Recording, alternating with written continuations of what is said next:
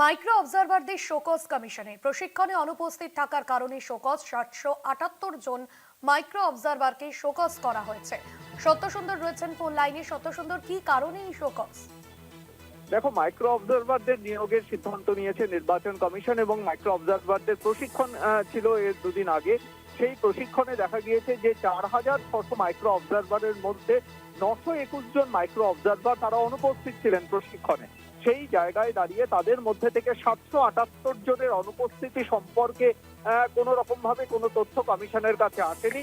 সেই কারণে 778 জন micro অবজারভারকে show cause করেছে নির্বাচন কমিশন, অর্থাৎ তাদেরকে কারণ দর্শানোর নোটিশ পাঠানো হয়েছে কি কারণে তারা এই প্রশিক্ষণে অংশগ্রহণ করেননি বা কি কারণে তারা এই দায়িত্বের মুখোমুখি হতে চাইছেন না, এই বিষয়টি সম্পর্কে জানতে চায় নির্বাচন কমিশন এবং সেই কারণেই এই 778 জন মাইক্রো অবজারভারকে শোকজের নোটিশ দেওয়া হয়েছে বলে কমিশন সূত্রে খবর।